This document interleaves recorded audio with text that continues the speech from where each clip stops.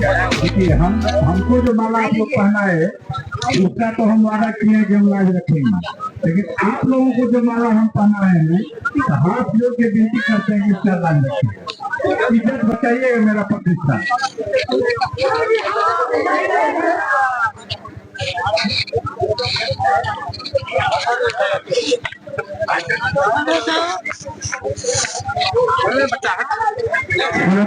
और पार्टी संतोष सिंह के द्वारा ही फीता काटने में जा रहा है।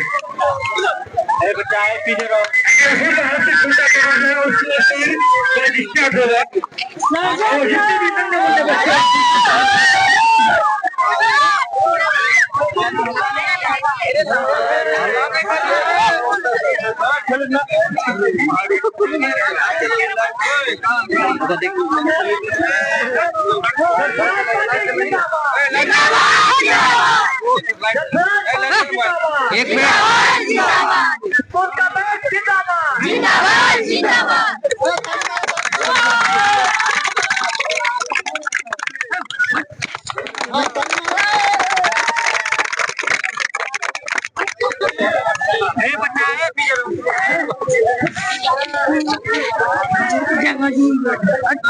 हटो थोड़ा देखो हटो भाई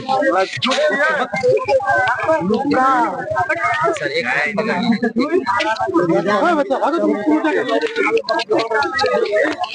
यूट्यूबर है सर पूछ रहे हैं कि हमारे यहाँ पूर्णिया विधानसभा में खास करके हम युवा बच्चे के लिए कोई भी मैदान खाली नहीं है। हम लोग कहीं भी जाते हैं ठोकरे खा के हम लोग घूम के आ जाते हैं। कुछ बच्चे हैं कि खिलाड़ियों के तौर पर उम्मीद करते हैं लेकिन जाकर वापस आ जाते हैं। 2 बच्चे ऐसे हमारे शेरशाबादी बिरादरी से है जो लोग गए हैं, लेकिन वो लोग सब कुछ पैसा रुपया सब कुछ है लेकिन मैदान नहीं मिल रहा सर। अपना खेत भी तैयार किया लेकिन नहीं हुआ, कुछ नहीं कर पाते। इसके लिए आप क्या करिए, अगर आपकी सरकार आती है तो क्या कीजिएगा सर पूर्णिया विधानसभा के लिए? देखिए सबसे पहले तो ये आपको हम यह बताना चाहते हैं, ये हर पंचायत में एक खेल मैदान तो होना ही चाहिए। हर पंचायत में एक खेल मैदान होना चाहिए और अगर आप लोग हमको निर्वाचित करते हैं तो हम जरूर प्रयास करेंगे कि हर पंचायत में एक खेल मैदान हो जहां हमारे समाज के बच्चे युवा साथी हर तरह का जो है खेल खेल सके। Okay sir.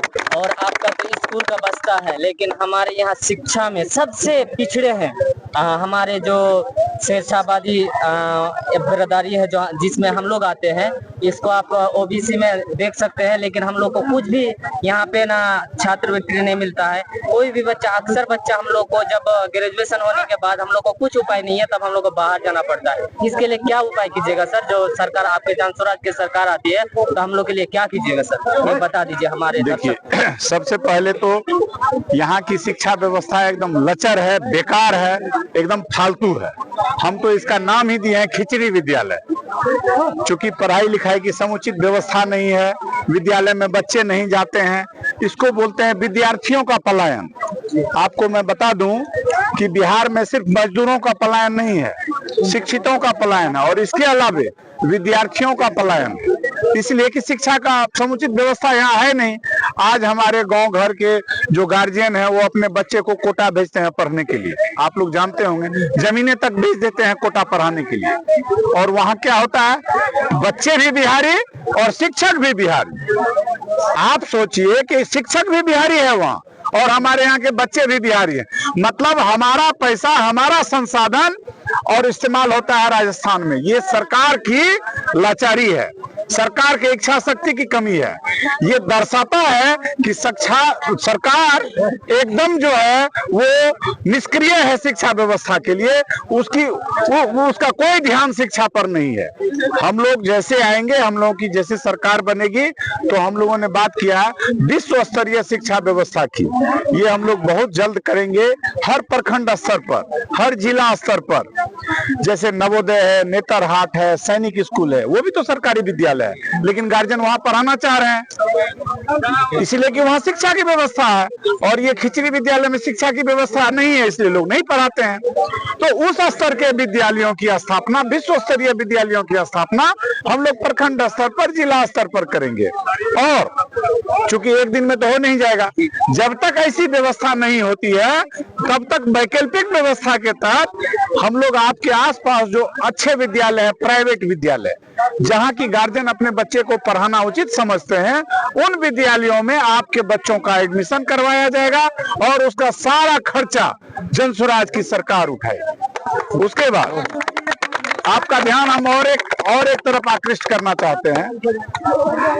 आपने अभी कहा कि शिक्षा की समुचित व्यवस्था नहीं है, हमारे यहाँ शिक्षा दर बहुत कम है, खास करके आपके बिरादरी में। तो ये कैसे होगा जब आप वोट एक जगह नहीं दीजिएगा, आप गलत लोगों को चुनिएगा, गलत सरकार बनाइएगा, तो निश्चित आज तक हुआ, इतने वर्षों में, देश की आजादी को इतने दिन हो गए, आज तक क्यों आपके बिरादरी में शिक्षा का स्तर इतना नीचे है? आपको बता दें कि आपके बिरादरी में 5% से कम है शिक्षा का स्तर। ये बहुत दुर्भाग्यपूर्ण है। अगर आपको शिक्षा व्यवस्था को सही करना है तो जनसुराज को लाना होगा, इसलिए कि हम लोग व्यवस्था परिवर्तन की बात करते हैं, हम लोग सत्ता परिवर्तन की बात नहीं करते। तो व्यवस्था परिवर्तन तब होगा जब आप जनसुराज की सरकार बनाएंगे। धन्यवाद।